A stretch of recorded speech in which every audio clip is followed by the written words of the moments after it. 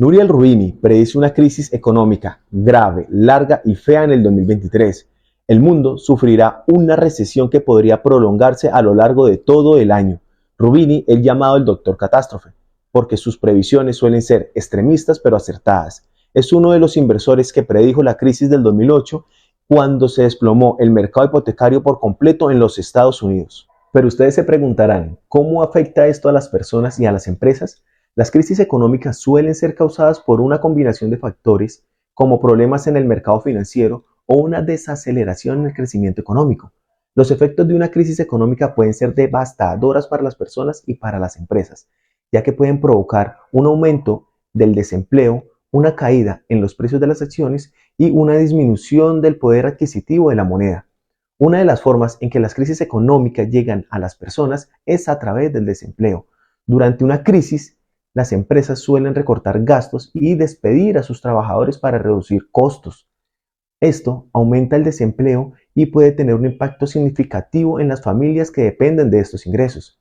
Las empresas también sufren durante las crisis económicas, ya que pueden verse obligadas a cerrar sus puertas debido a la disminución de la demanda y los problemas financieros que esto conlleva. Esto puede tener un impacto significativo en la economía, ya que las empresas son un motor importante en el crecimiento económico y del empleo. En general, las crisis económicas son eventos difíciles que pueden tener un impacto duradero en las personas y en las empresas. Los gobiernos y los bancos centrales a menudo intervienen para tratar de estabilizar la economía y ayudar a superar los efectos de la crisis. Sin embargo, puede tardar mucho tiempo recuperarse completamente y algunas personas y empresas no pueden recuperarse nunca. ¿Pero por qué va a haber una crisis económica en el 2023? Principalmente se da debido a que en la crisis económica del 2008, los bancos centrales para recuperarse bajaron los intereses casi que a cero, incluso en algunos momentos fueron negativos. Estos intereses tan bajos provocaron que las empresas y consumidores tomaran créditos para invertir y así la economía se reactivara nuevamente. Así que la idea principal prácticamente era que los bancos centrales imprimieran dinero a montones para que los consumidores gastaran de nuevo. Esto llevó a que los mercados en general se beneficiaran ya que los consumidores tenían nuevamente dinero para gastar. Además, los mercados tuvieron la necesidad de crecer para poder suplir las necesidades y las demandas de los consumidores. Y ahí es donde entran las grandes empresas y los consumidores de repente comienzan a invertir en ellas. Incluso por la época del 2018 comienza el movimiento de las criptomonedas a tomar mayor fuerza. Por esta razón, los precios de muchos productos comenzaron a subir, ya que los consumidores querían comprar al mismo tiempo y la economía estaba muy acelerada. Así que los bancos centrales, para frenarla un poco, comenzaron a incrementar los intereses con el fin de que la cantidad de dinero que estaba circulando bajara, ya que muchos consumidores, al tener que pagar más por los intereses de sus créditos, no los tomarían. Esto causa que la economía se ralentice un poco y goce de una buena salud. Pero para el año 2020 entró la pandemia en acción, lo que causó de nuevo que la economía se ralentizara demasiado, ya que nadie quería tomar dinero de los bancos, puesto que no sabíamos qué podría pasar. Y además, con casi el 90% del comercio cerrado por las cuarentenas, los consumidores no podían gastar su dinero, lo que causó una fuerte frenada de la economía mundial.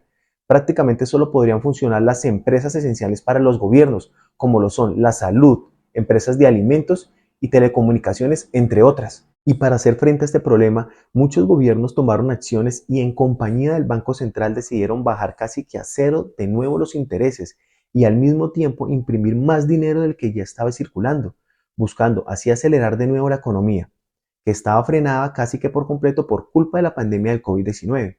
Esto ocasionó que las empresas tecnológicas como Facebook, Twitter y Amazon crecieran exponencialmente y asimismo tener que contratar mucho más personal para suplir las necesidades de los consumidores, que ahora estaban comprando desde casa.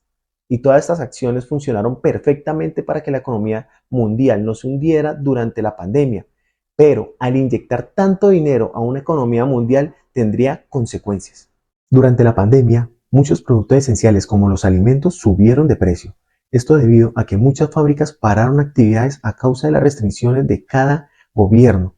Incluso muchos puertos cerraron, lo que ocasionó una subida de precio repentina de los productos esenciales. Y como si todo esto fuera poco, estalla la guerra entre Rusia y Ucrania, por lo cual el Occidente impone una serie de sanciones a Rusia con el fin de que tuviera problemas con la exportación de petróleo y gas, lo que causa una crisis energética tremenda en todo el mundo, generando que los precios de los combustibles y diversos suban, ya que Rusia es el tercer mayor productor de petróleo del mundo detrás de Estados Unidos y Arabia Saudita. Esto sin contar todos los derivados del petróleo, lo que convierte a Rusia en el mayor exportador del mundo. Europa depende casi en un 60% del petróleo de Rusia y el 20% del petróleo se lo vende a China. Además, Rusia tiene la mayor cantidad de reserva de petróleo del mundo, esto sin contar el gas, que se lo vende en un 40% a la Unión Europea. ¿Y qué hace Rusia frente a estas sanciones del Occidente? Pues fácil, amenaza al Occidente con cortar definitivamente el suministro de petróleo y gas a la Unión Europea, quienes dependen principalmente de Rusia. Esto ocasiona un incremento nuevamente en el precio del combustible, lo que causa a su vez un incremento en el transporte de alimentos y por último, este incremento se traslada a los alimentos, que son la base del funcionamiento de todas las regiones. Dicho esto, la inflación en cada una de las regiones se ha disparado, causando que todo suba de precio exponencialmente. Me imagino que has notado que hace un año los víveres que tú comprabas para tu hogar con $100 y hoy ya con el mismo dinero no compras ni la mitad, puesto que esto es consecuencia principalmente de la inflación. Pero lo que más agudiza este panorama es la subida de los intereses en donde en algunas regiones del mundo se han triplicado, es decir, que han subido más del 200%. Entonces, todo está más caro y el dinero no alcanza.